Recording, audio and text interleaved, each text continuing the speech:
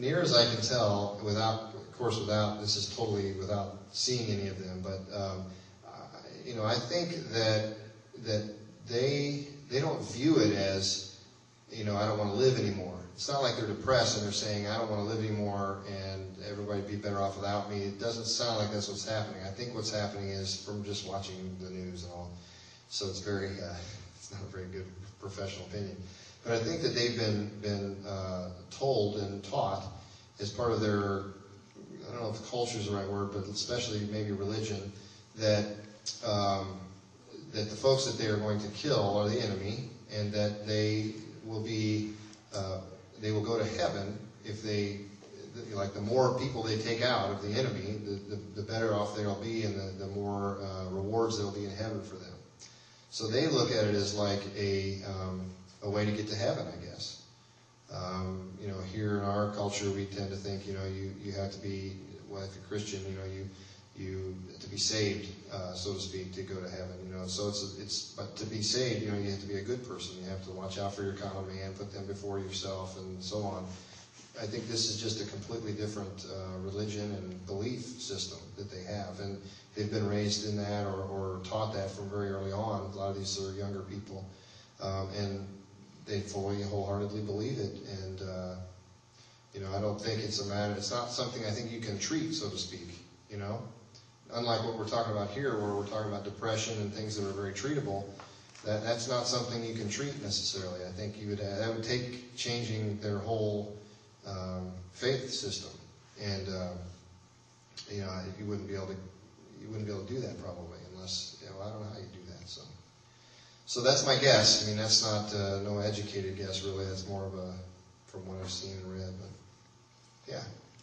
I've heard you speak before, and it seems like regardless of the subject, that when it deals with issues such as bipolar or suicide, whatever, you're closely with serotonin. So do all of these, I'm sure not all, but do a lot of these medications, is it trying to adjust the serotonin in the brain? Or? Yeah, many of the medicines do. The antidepressants in general, they're very commonly used. And so I'll tell you my opinion on this. Serotonin it's kind of a common or populous chemical in the brain, neurotransmitter is what it's called. But there are a whole bunch of other neurotransmitters.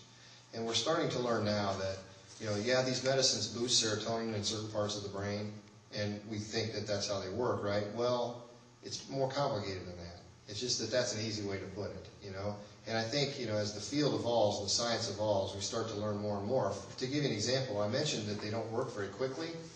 So it can take an antidepressant, sometimes 10, 12 weeks for full effect. Well, you might ask the question, well, how come it takes so long to increase the serotonin? It doesn't. It takes 2 to 3 days. Within 2 to 3 days of starting a serotonin medicine, the serotonin in the brain, the levels of the serotonin in the brain go up. So if it was just increasing serotonin, how come it takes 10 to 12 weeks to work? It's probably not that simple. Probably what happens is we think now that the serotonin goes up, which is good, and that's necessary. That in some people that has to happen.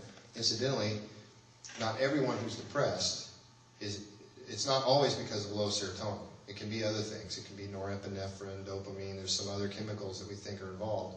And it may not even be the chemicals at all. It may be that whatever's causing the depression happens to also cause the chemicals to be low.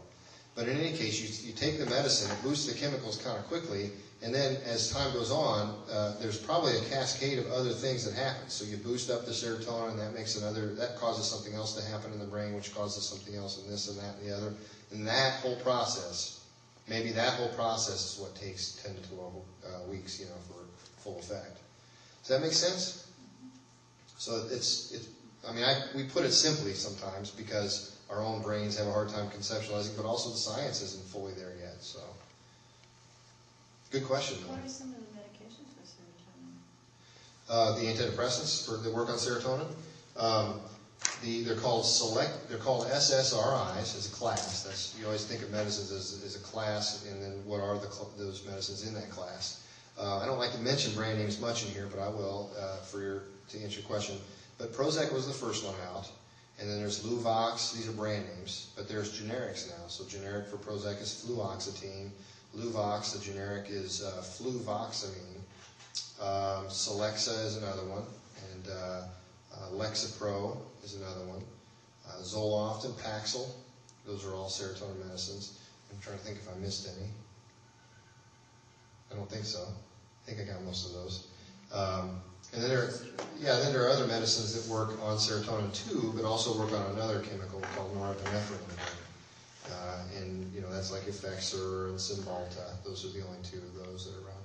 There are some older antidepressants that work either just on norepinephrine or a little bit on serotonin and norepinephrine. And they've been around for years, but things like imipramine and Pamelor, these are brand names again.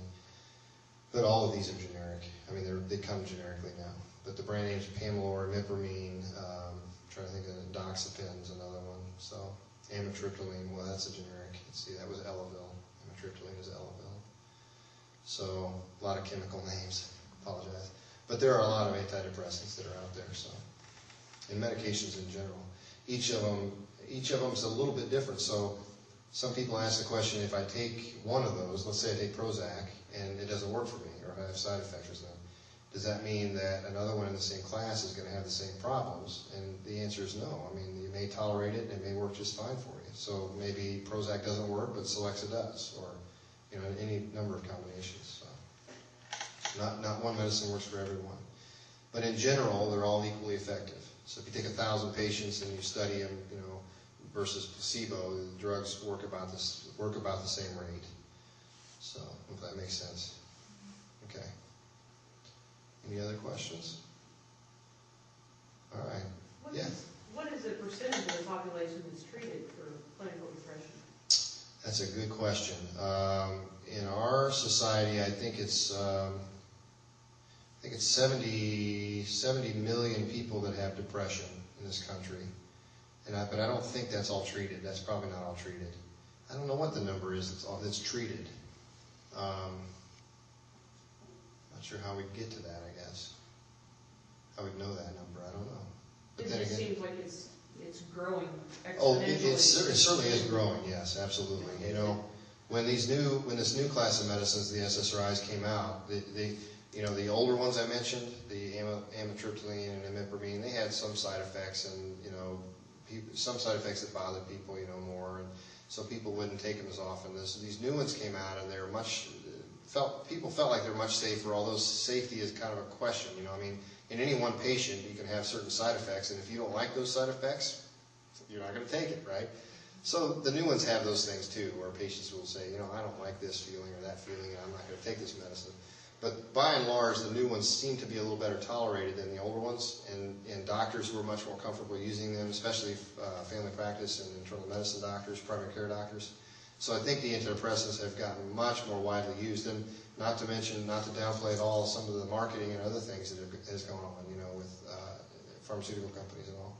So, that's all those things are behind the use, but still, depression is far underdiagnosed and undertreated. It still is, even though we've had a big increase in the treatment of it.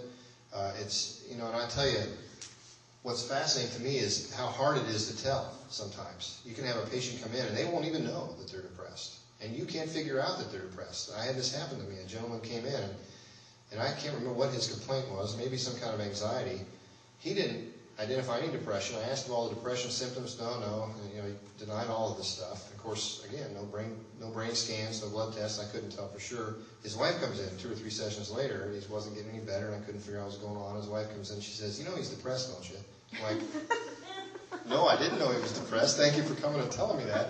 So we got him on the right treatment, and within 10 weeks or so, the guy was good as new, and he felt better than he had in years. So I tell you, it's difficult. Depression sneaks up on you. It's not.